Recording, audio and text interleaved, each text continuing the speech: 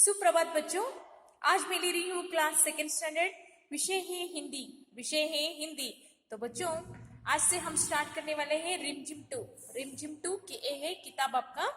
Okay, इस साल आपको 2 बुक्स हैं, एक है हिंदी रीडर और दूसरा है रिमझिम टू, दूसरी कक्षा के लिए पाठ्य पुस्तक है ये।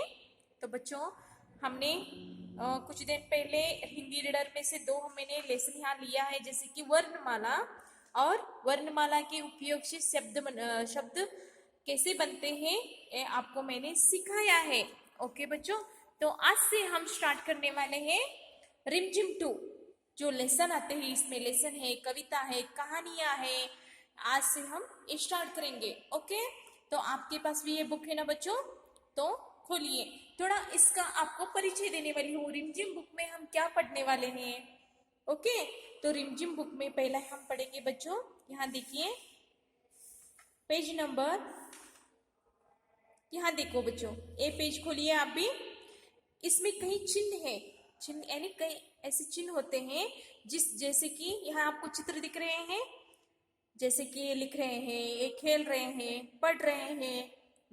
ओके, तो ऐसे चिन्ह जो होते हैं ना, आपके बुक में हर एक जगह के लेसन हो जाने के बाद, यानी आपका जो लेसन होता है, पाठ होता है, कहानी होती है ना, वो हो जाने के बाद आपको क्या करना है, ये चिन्ह आपको दर्शाता है। जैसे कि ये पेंसिल जैसे चिन्ह दिख रहा है ना, ये लिखना है। ये बोझा ये दिख रहा है, आप अपने मित्रों के साथ डिस्कशन यानी चर्चा करना है। ओके, तो यहाँ देखिए ऐसे अलग अलग चिन्ह आपको हर एक कहानी पाठ के पीछे आपको ये चिन्ह देते हैं। तो चिन्हों के बारे में हम आज थोड़ा सा जानेंगे कि कैसे होते हैं चिन्ह, इसका उपयोग क्या है, इसके बारे में आपको थोड़ा मैं समझाऊंगी। ओके, तो बच्चों यहाँ देखिए, किताब में आए चिन्ह, किताब में आए चिन्ह। ओके, तुम्हें किताब में जगह जगह चिन्ह दिखाई देंगे, यानी इस किताब में हर एक जगह में आपको चिन्ह दिखाई देगा। ऐसे देखो साइड में क्वेश्चन आंसर जो है ना बच्चों, हर एक क्वेश्चन आंसर के पीछे आपको क्या देखने मिलेगा, ऐसे चिन्ह है।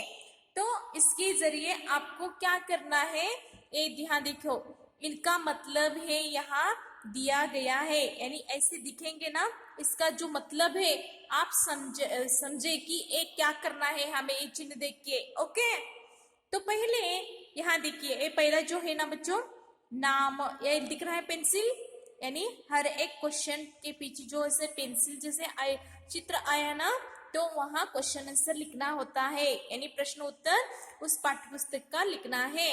ओके, दूसरा है सिर्फ पढ़ने के लिए, ऐसा चिन्ह आया तो आप क्या करोगे, वो जो भी टॉपिक होता है ना पढ़ना है आपको, जो भी हो सारांश जो भी होता है ना आपको पढ़ना है। ओके, ये तीसरा चिन्ह जो है ना बच्चों, ये क्या है, बनाओ यानी एक्टिविटी होता है, जैसे कि एक कहानी या कविता या पाठ्य पुस्तक के माध्यम से कवि ने यहाँ कुछ एक्टिविटी जरिए आपको पढ़ाने का प्रयास करते हैं। जैसे कि ये चिन्ह आया तो ये एक्टिविटी है, यानी एक्टिविटी करना है, कलर करना है। ओके, करो यानी ये भी एक्टिविटी में आता है, जैसे कि मास्क बनाओ, हर एक गेम यानी खेल करना है, ऐसा होता है बच्चों। एक लास्ट का ये देखो, बातचीत के लिए मैं अभी बताया था ना बच्चों, आप और अपने मित्र ऐसे कई ऐसे टॉपिक होते हैं कि जिसके बारे में आप दोनों मिलके चर्चा कर सकते हो कि वो भाई इस पाठ में क्या है, इसमें हमने क्या सीखा है, इसके बारे में ये चिन्ह है। जैसे कि पहला जो है ना वो लिखना है, दूसरा है पढ़ने के लिए, तीसरा एक्टिविटी कलर करना, ये चिन्ह है, ये भी एक्टिविटी ही है। तो ये चिन्ह जो है ना अपने मित्रों के साथ बोलना है।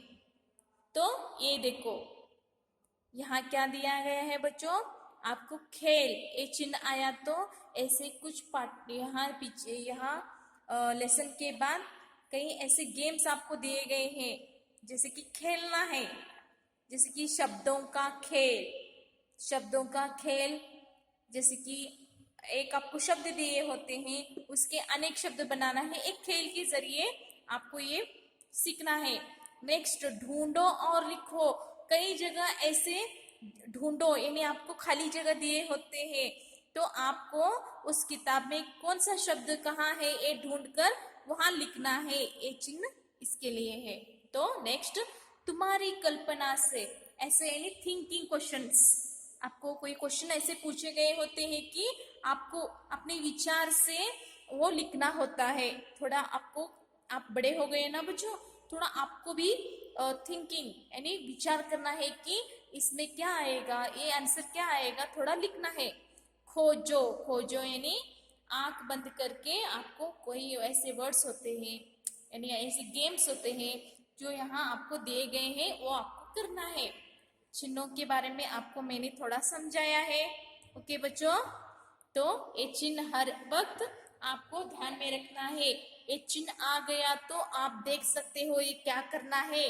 ओके, अब हम क्या देखेंगे बच्चों, यहाँ कहाँ क्या है, यानी आपको इसमें अनुक्रमणिका दिए गए हैं, जैसे कि किस पार्ट में क्या क्या है, किस नंबर पे है, ये आपको अनुक्रमणिका दिए गए हैं, इंडेक्स बोलते हैं। जैसे कि फर्स्ट सेमेस्टर को आपको मैं यहाँ लेने वाली हूँ बच्चों। टोटल हमारे 15 लेसन से कोई कहानियां हैं, तो इसमें हम आधा यानी 6 आपको मैं इस सेमेस्टर को पूरा लेने वाली हूँ। 1 to 6 आपका सेमेस्टर के लिए है। तो किसमें क्या है, ऊंट चला कितने नंबर पेज नंबर पे है, ये आपको ये इस यहाँ देखना है। ओके, तो आज हम शुरू करने वाले हैं ऊंट चला, ये नया लेसन यानी कविता है बच्चों, ये कविता है, आपको ध्यान पूर्वक देखना है। अब बच्चों यहाँ देखो, आपको यहाँ स्कैनर दिख रहा है, अपने मोबाइल के जरिए ये स्कैन करोगे तो ये आपको लेसन मोबाइल यानी नेट में आपको मिलेगा कि ये ऊंट चला लेसन में किस तरह से ऊंट की चर्चा की है, ऊंट के बारे में यहाँ बताया गया है। तो आज हम आपको ऊंट चला एक कविता आपको सिखाऊंगी। बच्चों, आपने ऊंट देखा है? बोलो, ऊंट कहाँ रहता है बच्चों? बोलो, आपने देखा है? ऊंट कहाँ रहता है? मैं आपको एक क्वेश्चन करती हूँ, इसका आंसर दोगे मुझे? ऊंट बर्फीली जगह रहता है या रेगिस्तान में रहता है? बोलिए। ऊंट आपने रेगिस्तान में देखा है ना? रेगिस्तान यानी राजस्थान में, जहां हर वक्त बहुत धूप होता है, जहां बालू यानी रेत है, उस जगह ऊंट होते हैं। जिस तरह हमारे यहाँ जगह अलग अलग प्राणी होते हैं ना, उसी तरह से राजस्थान की ओर आप जब जाओगे ना, तो हर एक ठिकान प्लेस पे आपको ऊंट रेगिस्तान में दिखने मिलेगा। आजकल हमारे यहाँ भी ऊंट आ रहे हैं, आपने देखा ही होगा ऊंट कैसा होता है बच्चों। हमारे भी हर एक गांव में ऊंट आ रहा है ना, आपकी सवारी कर रहा है ना, आपने देखे हैं ऊंट की रचना कैसी होती है, आपने देखा है ना। और एक क्वेश्चन करती हूँ बच्चों आपको, ऊंट छोटा होता है या बड़ा होता है? बोलिए, ऊंट छोटा होता है या बड़ा होता है? आपने देखा है, उसकी शरीर रचना को देखा है? ऊंट बहुत बड़ा होता है। ओके, तो इस पार्ट में आपको ऊंट की क्रियाकल्पों के बारे में पढ़ना है। ऊंट कैसा होता है, क्रिया यानी वो क्या करता है, क्या खाता है, इसके बारे में आपको मैं थोड़ा समझाऊंगी। ओके, तो इसके जरिए आपको ऊंट के बारे में समझना है। एक कविता किसने लिखा है मालूम है बच्चों आपको? एक कविता लिखा है ऊंट चला, कवि प्रयाग शुक्ला यानी ये जो लिखते हैं ना बच्चों, इनके कवि होते हैं, ये प्रयाग शुक्ला एक कवि है।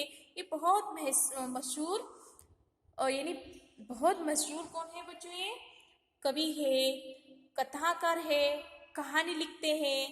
उनके बहुत से ऐसे साहित्यिक काव्य संग्रह बहुत है बच्चों। हिंदी साहित्य जगत में प्रयाग शुक्ल को बहुत ऊंचा स्थान दिया गया है। ओके, तो आपको यहाँ उन्होंने ऊंट चलाए आपको कविता उन्होंने सिखाया लिखा है। तो बच्चों आज हम देखेंगे ऊंट के बारे में, ऊंट की रचना कैसी होती है, ऊंट की क्रियाकल्प क्या होते हैं, आज हम देखेंगे। ओके, तो आज चलो स्टार्ट करते हैं। पहला आपको कविता में पढ़ाती हूँ, पूरा आपको पहला पढ़ाती हूँ और हर एक जो एक स्टांजा पंक्तियां है ना उसके बारे में उसका अर्थ समझाऊंगी। ओके, तो कैसे पढ़ते हैं देखो बच्चों। ऊंट चला, ऊंट चला, कवि कौन है? प्रयाग शुक्ला। प्रयाग कवि प्रयाग शुक्ला, प्रयाग शुक्ला। ओके, उनके बारे में आपको मैंने थोड़ा समझाया है। ओके बच्चों, तो मैं जिस तरह से आपको एक गाना कविता पढ़ाती हूँ ना उसी तरह से आप भी बाय हार्ट करो। ओके, ऊंट चला भाई ऊंट चला, हिलता डुलता ऊंट चला। ऊंट चला भाई ऊंट चला, हिलता डुलता ऊंट चला। इतना ऊंचा ऊंट चला, ऊंट चला भाई ऊंट चला। ऊंची गर्दन ऊंची पीठ, पीठ उठाए ऊंट चला। ऊंची गर्दन ऊंची पीठ, पीठ उठाए ऊंट चला। बालू है तो होने दो, बोझ उठाए ढोने दो। बोझ ऊंट को ढोने दो, नहीं फंसेगा बालू में, नहीं फंसेगा बालू में, बालू में भी ऊंट चला। जब थक कर बैठेगा ऊंट, किस करवट बैठेगा ऊंट। बता सकेंगे कौन भला, ऊंट चला भाई ऊंट चला। बच्चों आपको समझ में आ गया? ओके, किस तरह से मन बोलना है ये? ऊंट चला भाई ऊंट चला, हिलता डुलता ऊंट चला। इतना ऊंचा ऊंट चला, ऊंट चला भाई ऊंट चला। ऊंची गर्दन ऊंची पीठ, पीठ उठाए ऊंट चला। बालू है तो होने दो, बोझ ऊंट को ढोने दो। नहीं फंसेगा बालू में, नहीं फंसेगा बालू में, बालू में भी ऊंट चला। जब थक कर बैठेगा ऊंट, किस करवट बैठेगा ऊंट। बता सकेंगे कौन भला, ऊंट चला भाई ऊंट चला। तो बच्चों आज हर एक पंक्ति का आपका अर्थ समझाती हूँ। आप भी ये कविता जो है ना आपको बाय हार्ट करना है। ओके, जैसे कि ऊंट, ऊंट को आपने देखा ही है, ऊंट की हाइट कितनी होती है, वो कितना लंबा होता है, इसके बारे में इसकी पूरी रचना हम अब देखेंगे। ऊंट चला भाई ऊंट चला, हिलता डुलता ऊंट चला। ऊंट कैसा होता है बच्चों? दिखने में बहुत लंबा होता है। ओके, जब वो चलता है ना तो हिलता डुलता है, जैसे कि पत्ते, पेड़ के पत्ते कैसे हिलते डुलते हैं ना जब हवा आती है, उसी तरह से वो भी हिलता डुलता जा रहा है। कैसे बोल रहे हैं यहाँ देखो, ऊंट चला, चल रहा है ऊंट, कैसे चल रहा है? हिलता डुलता। ओके, इतना ऊंचा ऊंट चला, इतना ऊंचा नहीं कितना बड़ा है देखो, देखो जैसे कि यहाँ उसकी हाइट देखो बच्चों कितना ऊंचा है ना। ऊंट चला भाई ऊंट चला, इतना लंबा ऊंट जा रहा है। पहले रचना कवि यहाँ क्या बोला है? वो कैसे चल रहा है। ओके, हिलता डुलता जा रहा है। दूसरी पंक्ति में क्या बोला है उन्होंने, कवि ने?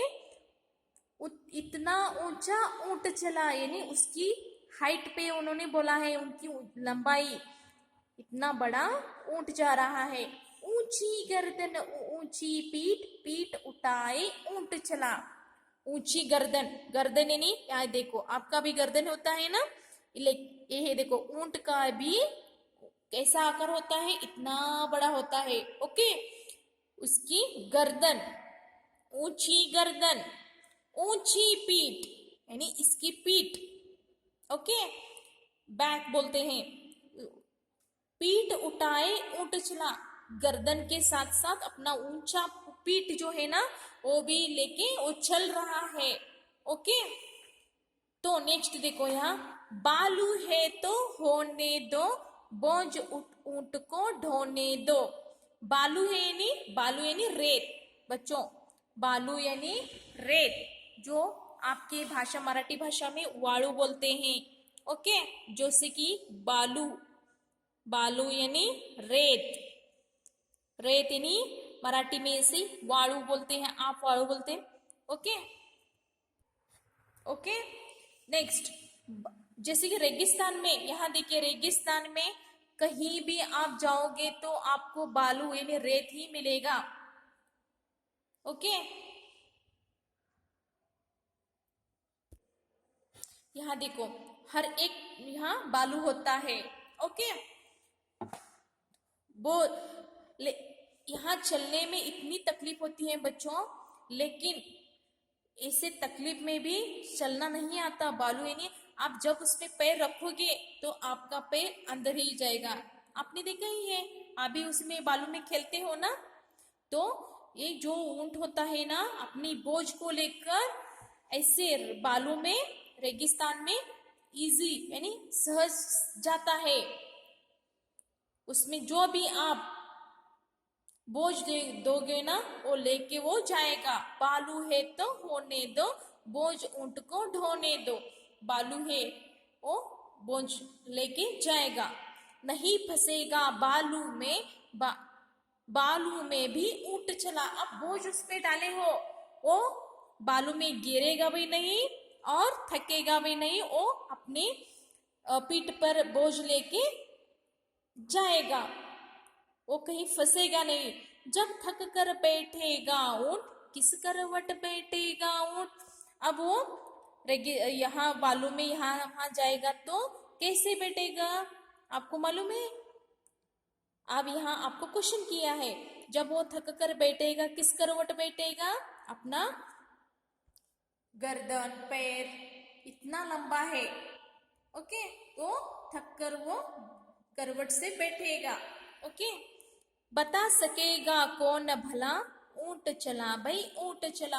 आप भी बच्चों कल्पना कीजिए किस करवट में वो बैठेगा। ओके, बता सकेगा, आप भी बताइए ऊंट कैसे बैठेगा, किस करवट में बैठेगा। ओके, तो इस तरह से कवि ने ऊंट के बारे में हर एक पंक्ति में आपको समझाने का प्रयास किया है। पहले पंक्ति में क्या बोला है कवि ने, ऊंट चला भाई ऊंट चला, हिलता डुलता, यानी ऊंट हिलता डुलता जा रहा है। इतना ऊंचा ऊंट चला भाई ऊंट चला, बहुत लंबा है बड़ा है वो, यहाँ इस पंक्ति में बोला है। ऊंची गर्दन ऊंची पीठ उठाए ऊंट चला। बच्चों यहाँ क्या दिया गया है कि उस